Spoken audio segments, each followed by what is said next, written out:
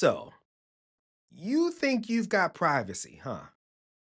Close your blinds, lock your doors, silence your phone, and yet somehow that good old Grindr app still knows you were at Taco Bell at 11:43 p.m. And worse, so does your boss, maybe even the government. In America, privacy isn't what you think it is. And the people paying the highest price, Black folks, brown folks, queer folks, you know the list, the ones already living under surveillance. Today, we're breaking down how the law gave us privacy rights on paper and how apps like Grindr sell them in practice, and why 20 years after Lawrence v. Texas, the question isn't about whether you can hide in your own bedroom. It's whether you can hide anywhere at all. Yeah, let's start the show.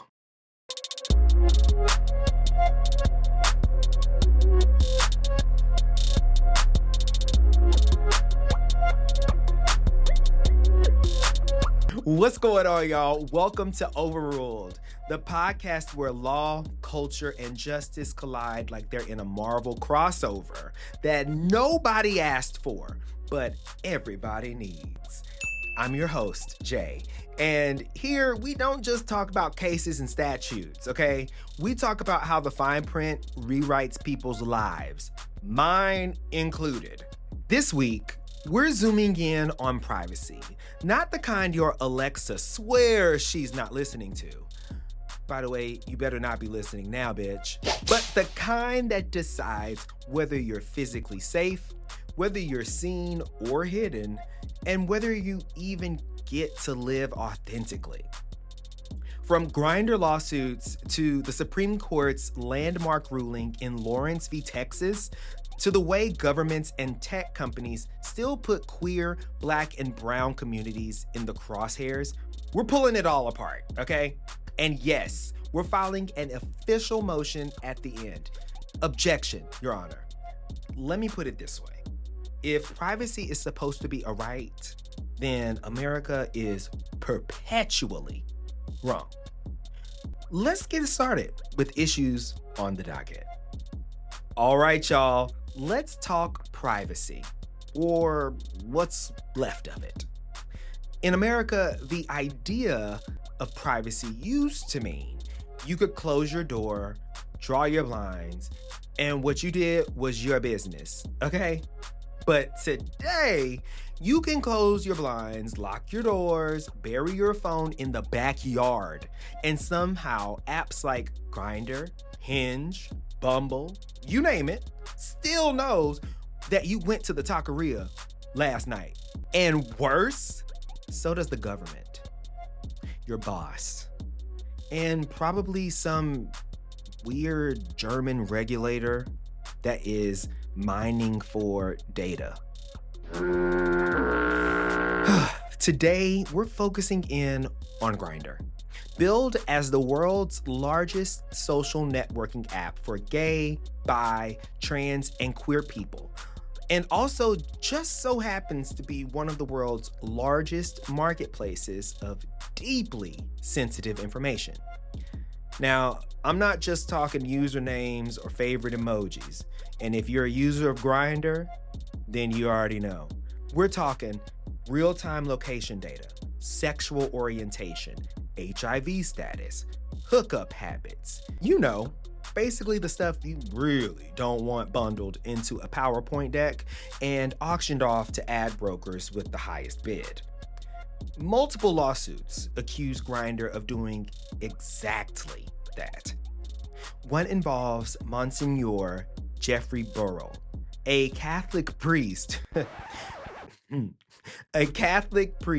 who says he was outed when his Grindr activity was bought, sold, and repackaged into headlines. Imagine finding out that your priest's side hustle was starring in a data broker spreadsheet and that he was over there sucking and f***ing down on the grind with the gays. Well, it's invasive, it's humiliating, And in this case, it ended his career.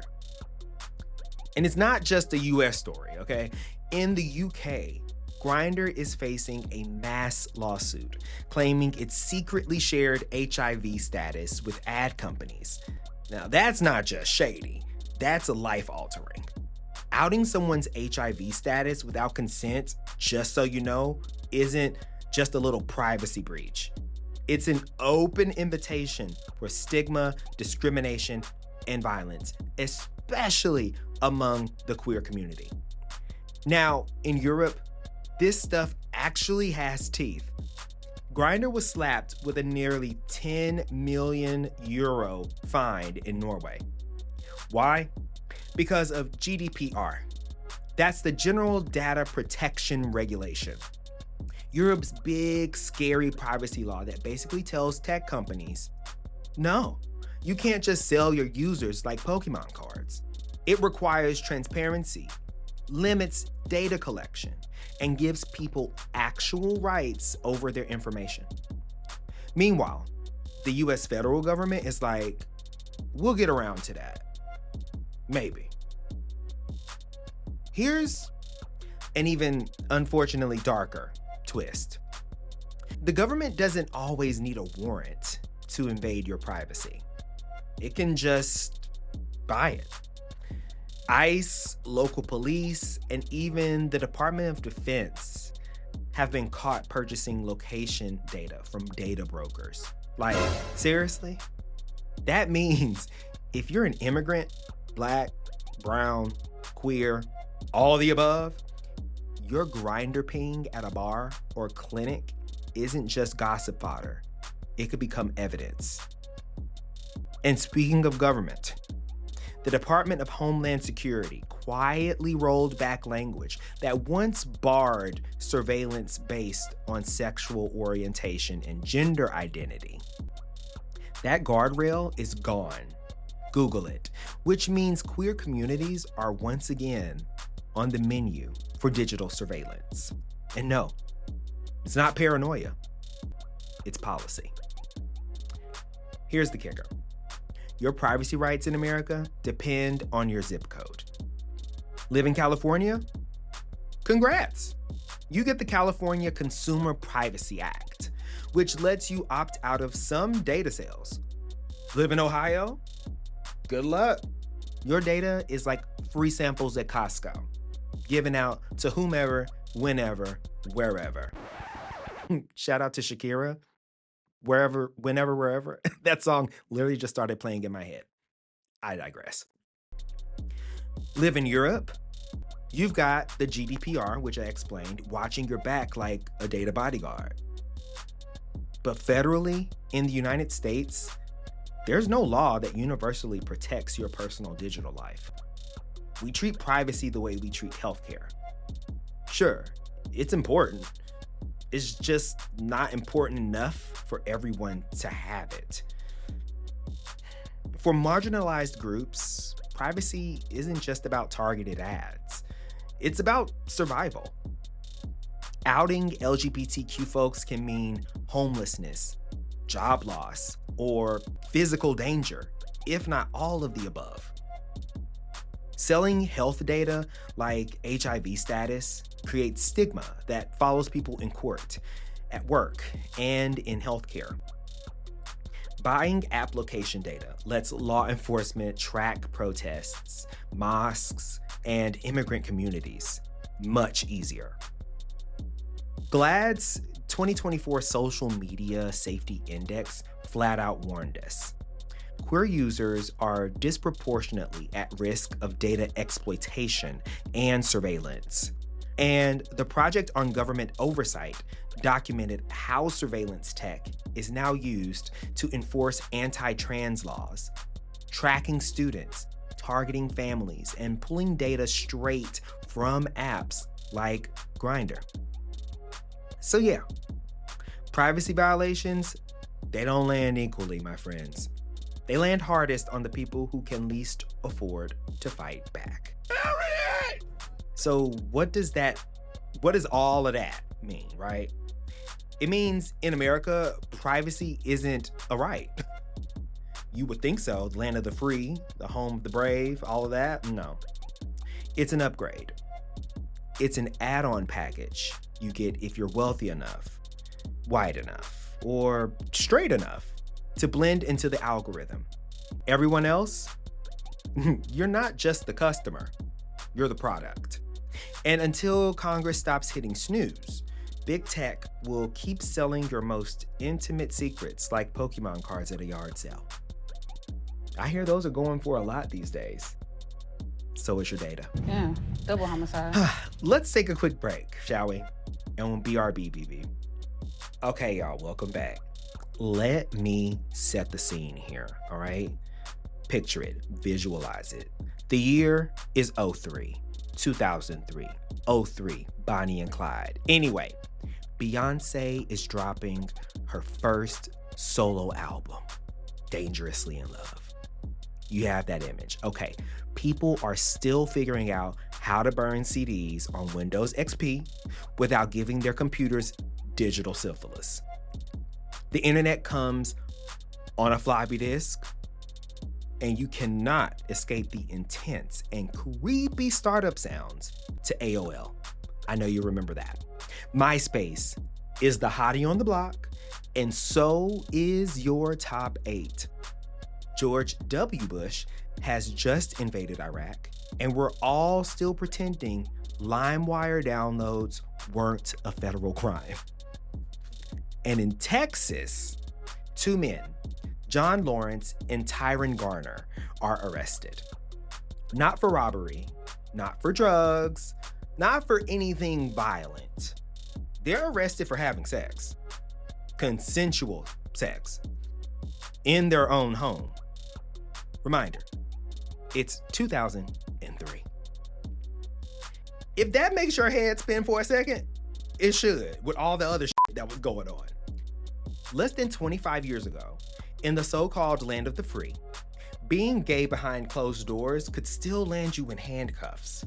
That's the backdrop to Lawrence v. Texas. The case that didn't just change the law, but changed what privacy means in America. Let's begin, shall we? It all starts in Houston, Texas, September 17th, 1998. John Lawrence, a white man in his 50s, and Tyron Garner, a young black man of legal age, let's make sure that's clear, are spending the evening together, a hookup. A neighbor, bitter, nosy, maybe both, calls the police with a false report of a weapons disturbance. Yeah. 4 deputies just decide to storm right on in. No guns, no disturbance. What they actually find? 2 men in bed, minding their own business. But instead of apologizing and leaving, the officers arrest Lawrence and Garner under Texas Penal Code Section 21.06, which criminalized, quote, deviant sexual intercourse with another individual of the same sex. So it's just homophobia. It's homophobic statute. But think about that, y'all. The cops came in looking for guns, and they walked out with 2 men in custody for sucking and okay, I'll say that nicer. The cops came in looking for guns and walked out with 2 men in custody for being gay, okay? And the law they used wasn't some forgotten relic. Texas statute was part of a larger network of sodomy laws stretching back centuries. By 1998, most states have repealed theirs, but 13 still had them on the books. And they weren't dormant, they were actively used, disproportionately against queer people of color, immigrants, and anyone society wanted to keep under its thumb, of course. Lawrence and Garner were fined $200 each. On paper, now listen, on paper, that's a misdemeanor. But it wasn't about the fine. It was about the message. Your love, your intimacy, your identity, is a crime. Common era sodomy laws weren't just about punishing individuals. They were created as tools of control. They were invoked to deny queer parents custody of their children, block LGBTQ people from adopting in the first place, justify firings and job discrimination, fuel police harassment and intimidation, among many other things. And if you think these laws weren't enforced in modern times, think again. In 1995, Virginia police arrested more than 20 men in a park sting under that state's sodomy law. They were likely cruising, and what I mean by that is they were likely gay men out looking to see if they could make a connection with someone. Being gay, just existing. Now, the criminal charges that resulted from this arrest ruined jobs, families, reputations. So when Lawrence and Garner were arrested in 2003, they weren't outliers. They were part of a long, ugly pattern of using privacy violations as a weapon against LGBTQIA people. And the impacts fell hardest on Black and brown queer folks who were already over-policed everywhere else. Most people in Lawrence and Garner's shoes would have just paid the fine and moved on. But they didn't. Thankfully, they didn't. Consider them channeling their inner around and find out, or I've got time today, that kind of energy. With Lambda Legal and other advocates stepping in, the case became the vehicle to dismantle sodomy laws once and for all. First stop, the lower courts. Harris County Criminal Court upheld their convictions. The Texas Court of Appeals heard the case en banc. That's meaning all of the judges together, and still upheld the law. 8 judges said the state could criminalize private consensual sex. 7 dissented. Close, but still guilty. The problem? A 1986 Supreme Court case called Bowers versus Hardwick. In Bowers, the court had faced almost the same question. Does the Constitution protect the right of gay men or same-sex individuals to have sex in their own homes? The answer back then, a 5-4 no. Justice Byron White's majority opinion said history and tradition had always criminalized sodomy, so it couldn't suddenly be a, quote, fundamental right. Okay, all right. Chief Justice Berger, in a concurrence dripping with disdain, quoted centuries-old condemnations and called homosexuality worse than rape. Yikes. You know what, Joshua here? I can think of something worse. Jeffrey Epstein, Sean Diddy Combs, the president. The list goes on and on, actually. But I digress. We are going to get back to the story. For the next 17 years, Bowers gave states a constitutional green light to criminalize LGBTQIA intimacy. Every court hearing Lawrence's case leaned on it. But times had changed. By the early 2000s, public opinion was shifting. Most states had repealed their sodomy laws.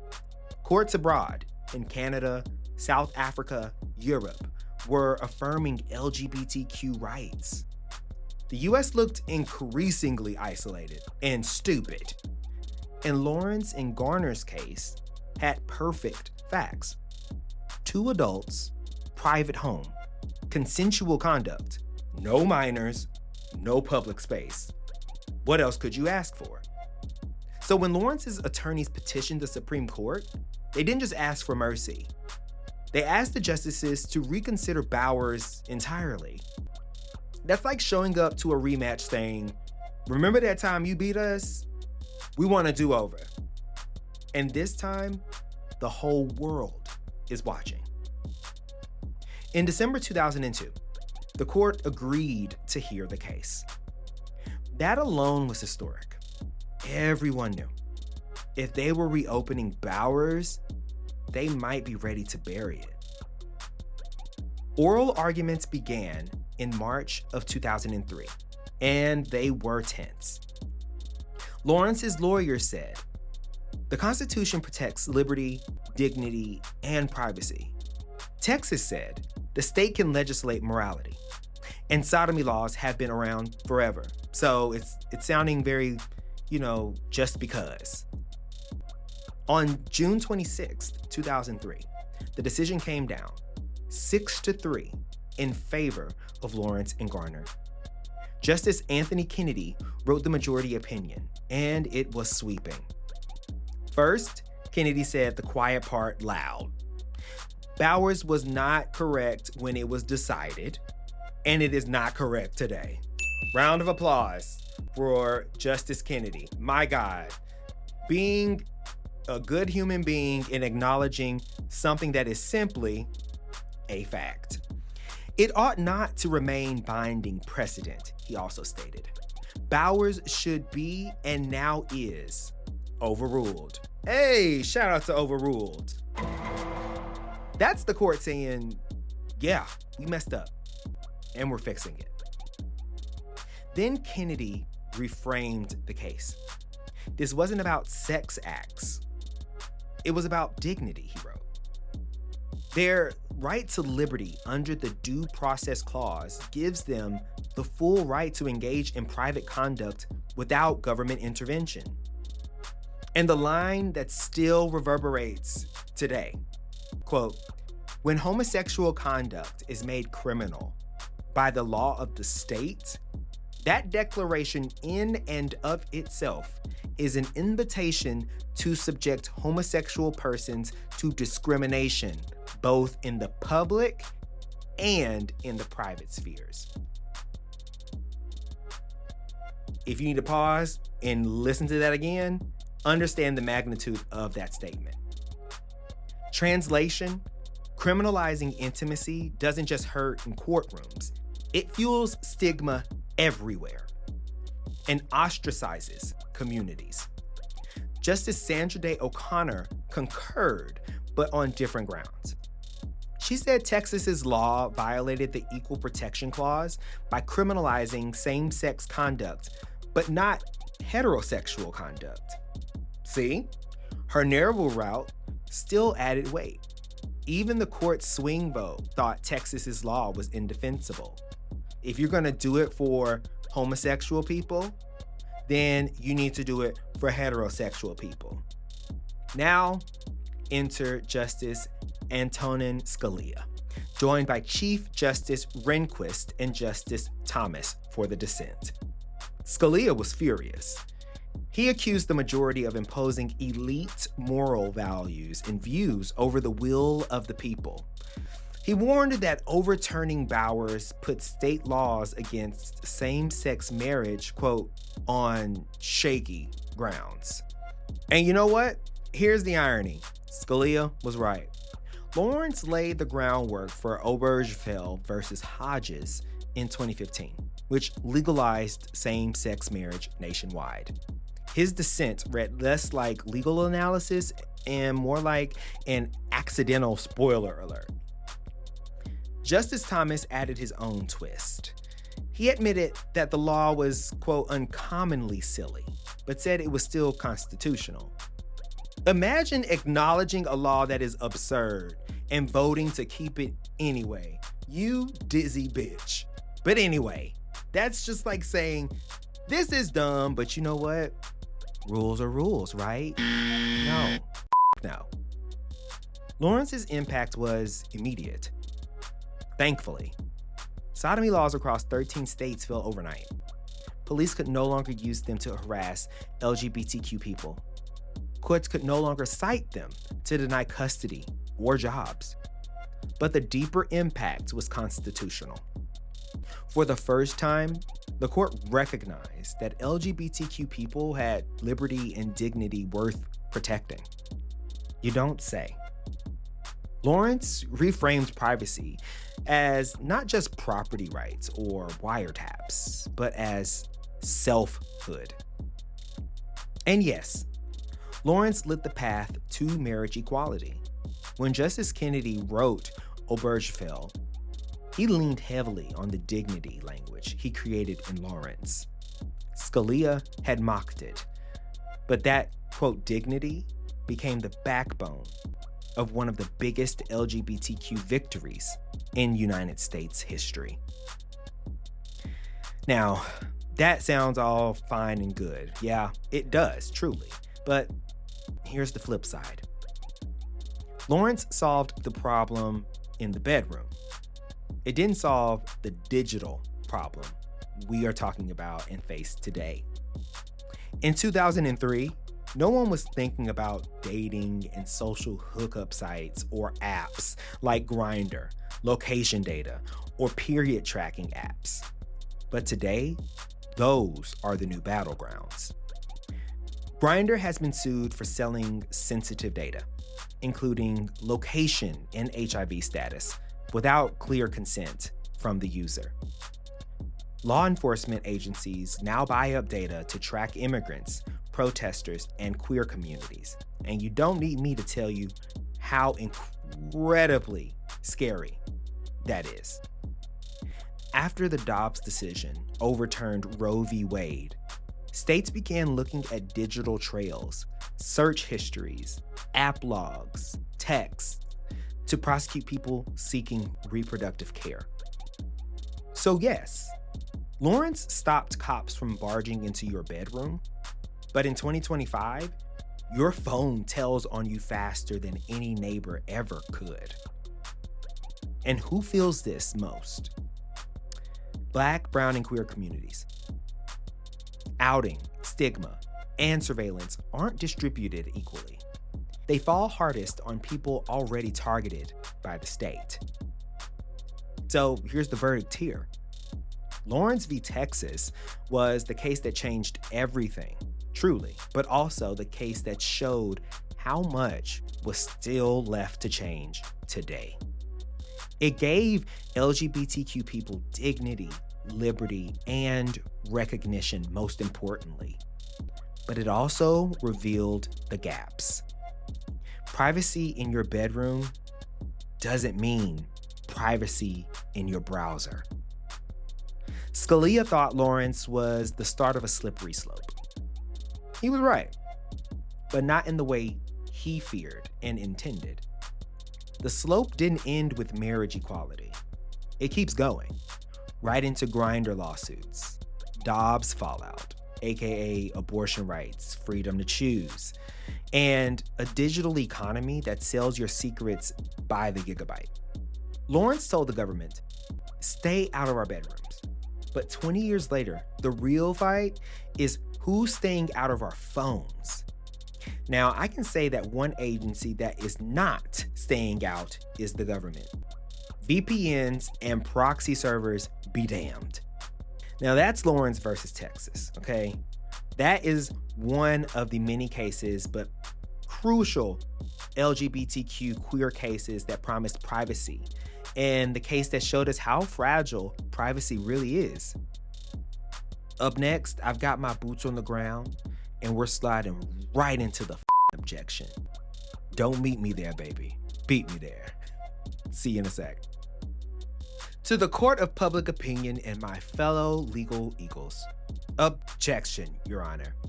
I'm calling out the biggest scam running in America today. And trust me, there's a lot of them, but nonetheless, privacy. Or more accurately, the illusion of privacy. We've been told repeatedly that privacy is a right. It's in the Constitution. It's in landmark cases. It's in every politician's campaign promises. But the reality, privacy in America is like a subscription plan you never signed up for but are burdened with. You think you're covered, but the fine print says otherwise. Not really.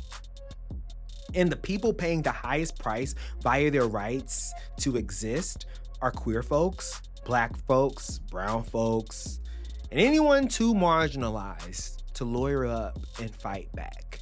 The usual communities, if you will. First, let's talk about the myth of consent, okay? This nonsense called consent. Every app, every website, every smart fridge now hits you with the pop-up. Do you consent? You click, I agree, because you want to watch a video, check a message, or order some tacos. Congratulations, you just signed away your digital soul. And lawmakers have the audacity to call that choice. That's not choice. It's coercion with better branding. And the companies know you don't have time to read 50 pages of legalese. The point is not for you to understand. The point is for them to claim innocence when your data gets sold 6 ways to Sunday, down the 405, and across the Silk Road. Chop. Then there is the reality that privacy in America is tiered somehow. Californians get state protections. Europeans get their own protections. Everyone else in America, your privacy is basically a Costco sample. Free to hand out and free for anyone to grab.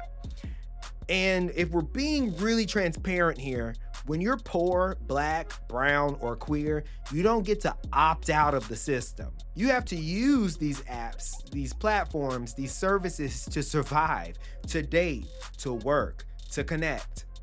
Which means the surveillance isn't optional. It's mandatory.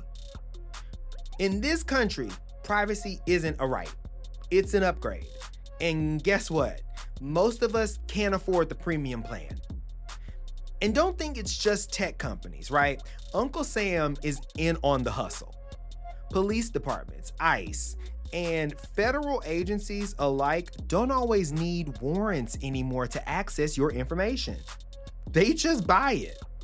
They cut deals with brokers who package your location, your health info, your digital life and footprint into neat little products. So the very government that claims to protect your rights is swiping its card to bypass the Fourth Amendment. Why would they kick down your door when your iPhone is already dry snitching on you? Okay? Now let's talk about Grindr. Lawrence v. Texas told the state it couldn't criminalize 2 men having sex in private. But 20 years later, Grindr sells that same intimacy as ad inventory. Your HIV status, your location, your preferences, all for sale. And who's most at risk? We know the answer to this question, y'all. Queer people who can't afford to be outed. Think about the Monsignor Burrell case or the lawsuits in Europe. These aren't hypotheticals, these are real life applications of this in action.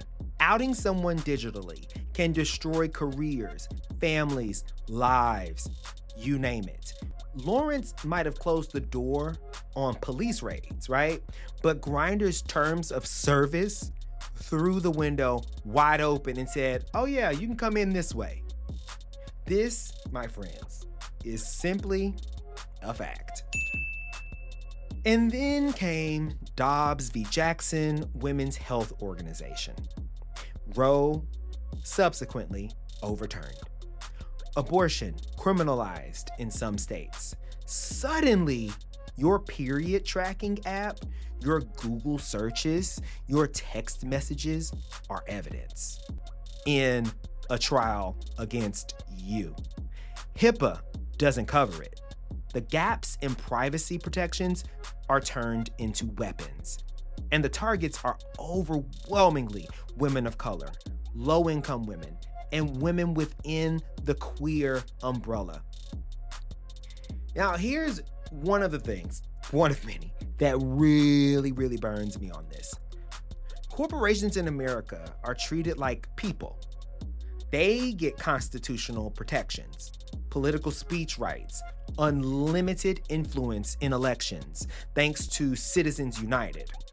But actual people, Our privacy rights, they're carved up, served, and sold off, and treated as negotiable.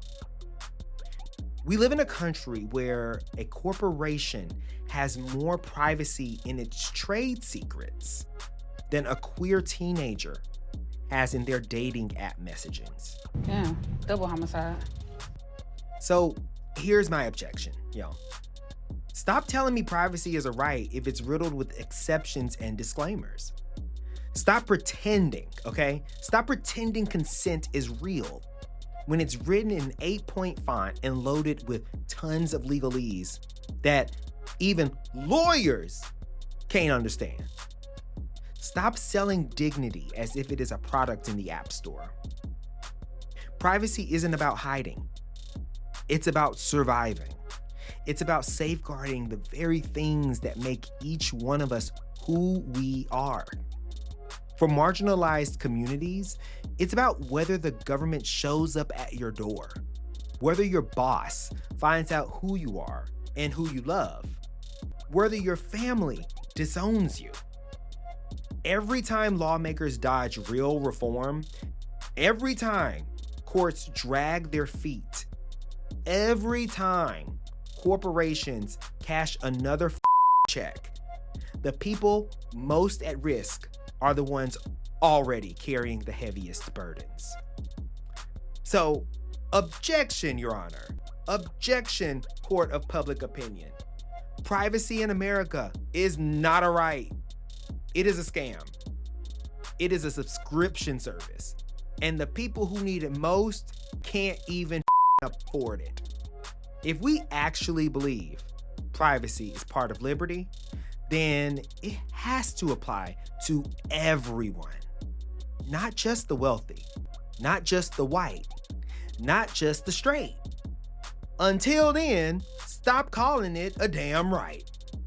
Call it what it is, a privilege. One with an asterisk, a loophole, and a price tag. And with that is gonna be this week's episode and this week's objection. All right? Now, thank you so much for listening to this week's episode of Overruled.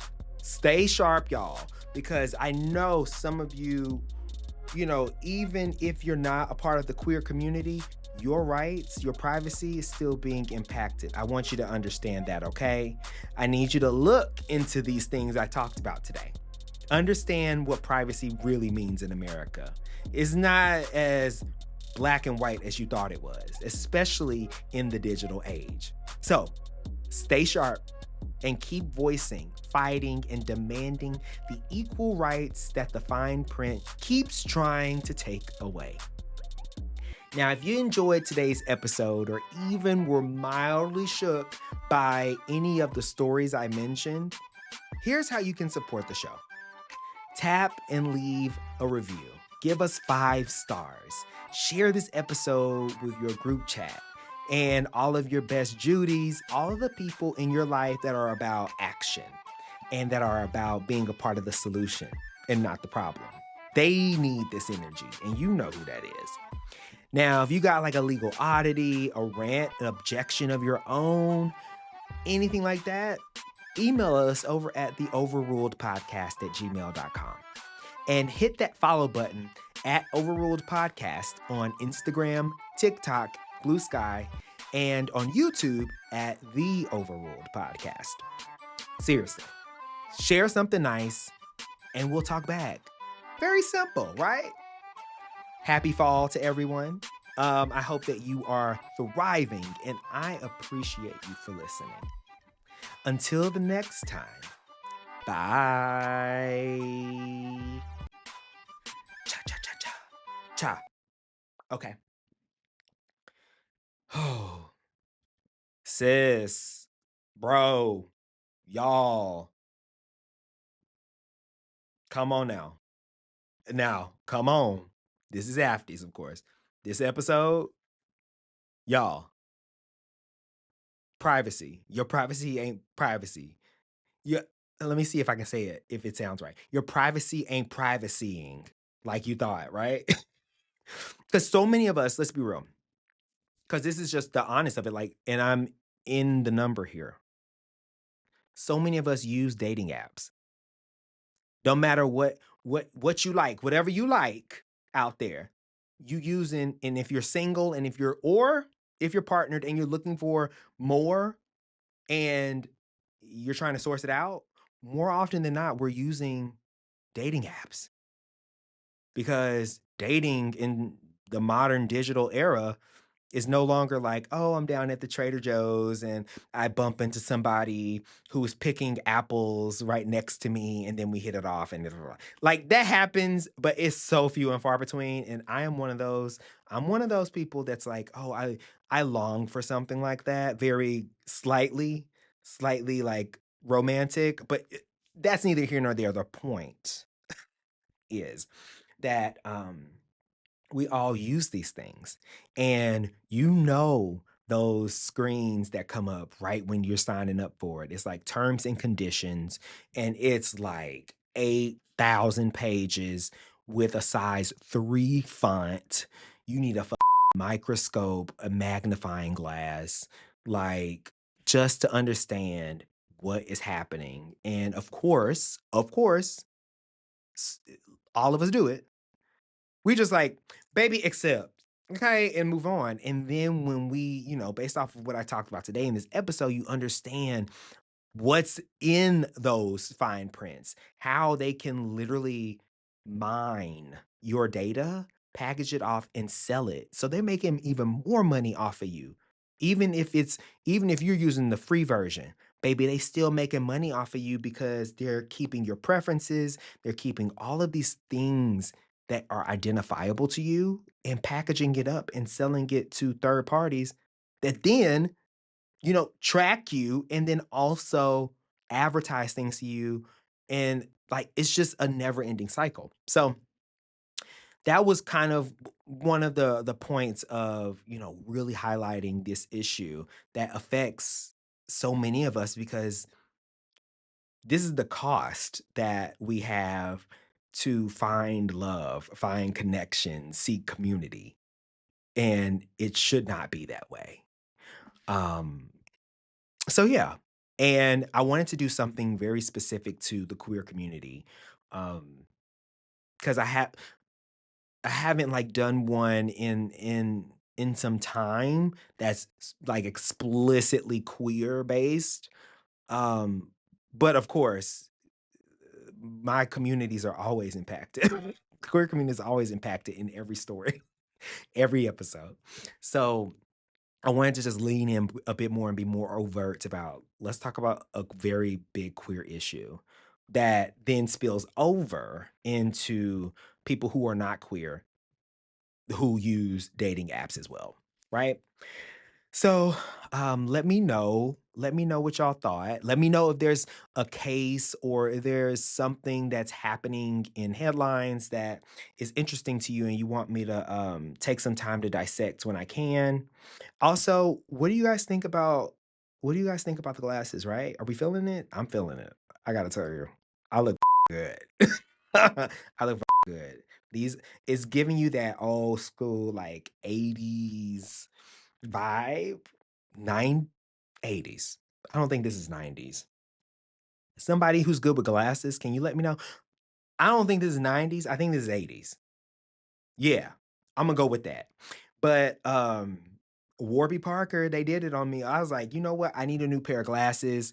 And I also wanted to, because I always wear contacts. And oddly enough, I only wear one contact lens because my one of my eyes is totally fine. The left eye has like astigmatism and it also needs corrective vision. So I was like, I want a pair of glasses though that I can wear no matter what. That's like that I can dress up or dress down and just have them on and look fresh.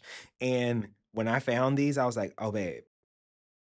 They were, of course, not of yes, they were because you know this. When you see something you really like in a store and it was like they don't have your size or they don't have the like width. I have a big head, so it was like I needed the wide version, but the extra wide version is the one I settled with because of how big the frames are with my face. And of course, it was a special order. And it's like, bitch, I gotta wait even longer now. But nonetheless, here they are. What do y'all think? Y'all liking them? They're transitions too. I splurged on these so I can go in and out. The lenses are gonna adjust. All of that. It's got the little the blue screen reduction or blue light reduction. So I can look at this and phones and stuff like that, and my eyes won't get tired. Baby, listen, she's an all-in-one girl, and I appreciate her. These glasses. But that's all I got. Life is lifing, you know? There's a lot going on. But we here, and it feels so good to be back in the recording state of mind, back in the recording groove. Bitch, we are here. We are queer. Get used to it. I've had some idiots. I mean, go them. I've had some idiots comment on platforms and say wild stuff, and I've just been like, okay, you what you want is a fight, a clap back, a this, that, and the other. Baby, I'm too old for that. So I'm just gonna be like, tell me your thoughts, show your work, show me how you got to that conclusion. And that'll be all the shade that's necessary. Cause you often don't know what the fuck you're talking about. So yeah, that's not directed at anybody listening. It's just, those trolls. We all have it. No matter what you're doing. You ain't gotta be doing content. You just got people in your life that like to troll you, sub you, this, that, and the other. Bitch, we too old for that.